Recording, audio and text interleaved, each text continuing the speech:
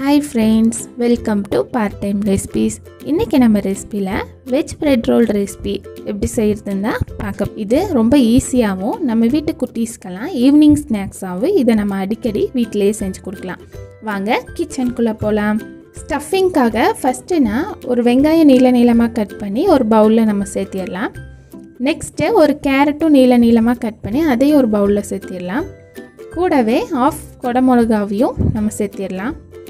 Next 2 பச்சை மிளகா சின்னதாக கட் பண்ணது, கூடவே 1/2 டேபிள் ஸ்பூன் போல் சில்லி ஃப்ளேக்ஸும் 1/2 டேபிள் ஸ்பூன் பெப்பரும் இதில் நம்ம ஆட் பண்ணிக்கலாம்.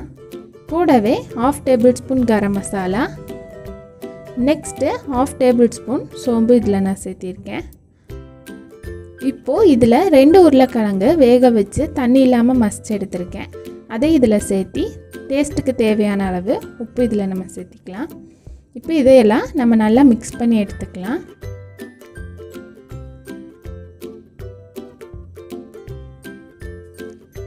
நெக்ஸ்ட் இது கூட நான் கார்ன்ஃப்ளவர் மாவு 2 டேபிள் ஸ்பூன் சேர்த்துறேன். மல்லி இலையும் இதில் நம்ம சேர்த்திக்கலாம். நிறைய தண்ணி ஊற்றிடாமல் கையில் கொஞ்சமாக தண்ணி எடுத்து இதை ஃபுல்லாக நம்ம மறுபடியும் நல்லா பிசைஞ்சு எடுத்துக்கலாம்.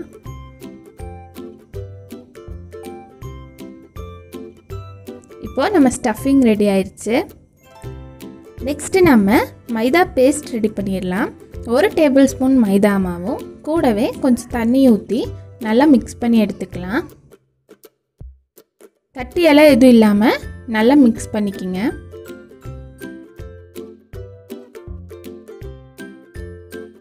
இப்போது நம்ம மைதா பேஸ்ட்டும் ரெடி ஆயிடுச்சு. நெக்ஸ்ட்டு இதுக்கு நம்ம பிரெட் ஸ்லைஸ் எடுத்துக்கலாம். பிரெட் ஸ்லைஸோட ஓரங்களெல்லாம் நம்ம கட் பண்ணி எடுத்துக்கலாம்.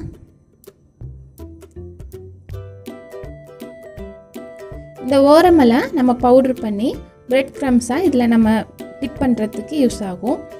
நெக்ஸ்ட் இந்த மாதிரி சப்பாத்தி கட்டை வச்சு நல்லா மெல்லிசாக தேய்ச்சிக்குங்க. இதுக்கு தண்ணியெல்லாம் தொளிச்சு தான் தேய்க்கணும் அப்படின்லாம் இல்லை. நம்ம சப்பாத்தி கட்டை வச்சு இப்படி நல்லா உருட்டினாலே இந்த மாதிரி நல்லா நைஸ் ஆயிரும். இந்த ஷேப்பில் தான் இப்போ நம்ம பண்ண போகிறோம். இதுக்கு நம்ம ஸ்டஃபிங் நடுவில் வச்சுக்கலாம். நிறையா வச்சிடாதீங்க, அளவாக கொஞ்சமாக வைங்க. இந்த மாதிரி ரோல் பண்ணிக்கிங்க.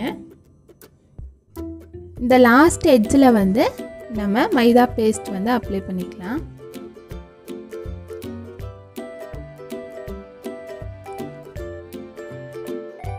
இதை இப்போ நம்ம நல்லா அமுத்தி ஒட்டிக்கலாம்.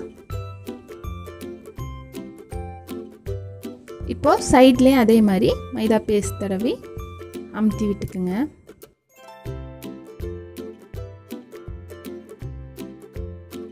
இந்த மாதிரி இன்னொரு சைடும் நம்ம நல்லா ப்ரெஸ் பண்ணி விட்டால் நம்ம வெஜ் பிரெட் ரோல் ஸ்டஃபிங்லாம் வச்சு ரெடி ஆயிடுச்சு. மீதி இருக்கிறது இதே மாதிரி நம்ம செஞ்சு எடுத்துக்கலாம். நெக்ஸ்ட்டு ஒரு பவுலில் 1 கப் அளவு மைதா மாவு ஆட் பண்ணுறேன். கூடவே 1/2 கப் போல் கார்ன்ஃப்ளவர் மாவு இதில் நான் சேர்க்குறேன். இப்போ இதுக்கு நம்ம தண்ணி ஊற்றி நல்லா கரைச்சி எடுத்துக்கலாம்.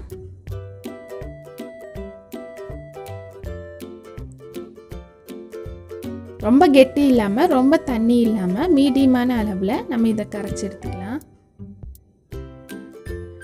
நெக்ஸ்ட்டு நம்ம ஸ்டஃப் பண்ணி வச்சுருக்க பிரெட் ரோலை இந்த மைதா பேஸ்ட்டில் வந்து நல்லா டிப் பண்ணி எடுத்துக்கலாம். பிரெட் க்ரம்ஸ்லேயும் டிப் பண்ணி எடுத்துக்கலாம்.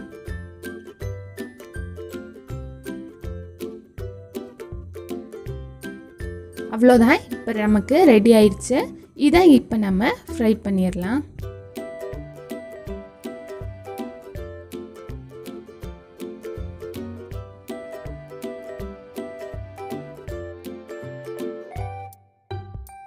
ஒரு பேனில் தேவையான அளவு எண்ணெய் ஊற்றி நம்ம ரெடி பண்ணி வச்சுருக்க பிரெட் ரோல் இதில் போட்டுக்கலாம். ப்ரெட்டு வேகிறதுக்கு கொஞ்சம் லேட் ஆகும். நம்ம மீடியம் ஃப்ளேம்லேயே வச்சு வேக விட்டுக்கலாம்.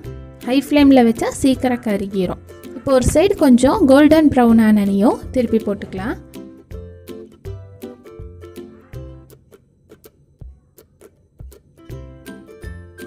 பாருங்கள், நல்லா கோல்டன் ப்ரௌன் கலரில் ஆயிருக்கு. இது செய்கிறது ரொம்ப ஈஸி. நம்மளே வீட்டிலையே நம்ம வீட்டு குட்டீஸ்க்காக வெஜ் பிரெட் ரோல் ஈஸியாக செஞ்சிடலாம். இப்போ இதை நம்ம சர்வ் பண்ணிடலாம். மீதி இருக்க எல்லாத்தையும் இதே மாதிரி நம்ம ஃப்ரை பண்ணி எடுத்துக்கலாம். இந்த ரெசிபி உங்களுக்கு பிடிச்சிருந்துச்சுன்னா நீங்களும் வீட்டில் ட்ரை பண்ணி பார்த்துட்டு எப்படி இருக்குன்னு கமெண்ட் பாக்ஸில் சொல்லுங்கள். நம்ம சேனலை சப்ஸ்கிரைப் பண்ணாதவங்க மறக்காமல் சப்ஸ்கிரைப் பண்ணி கூடவே பெல் பட்டன் ஆலும் கிளிக் பண்ணிடுங்க. அப்போ தான் நான் போடுற வீடியோஸ் உங்களுக்கு தொடர்ந்து நோட்டிஃபிகேஷனில் வரும். இந்த ரெசிபி உங்களுக்கு பிடிச்சிருந்துச்சுன்னா ஒரு லைக் கொடுங்க. இன்னொரு ரெசிபியில் நம்ம மீட் பண்ணலாம். ஓகே, பாய்.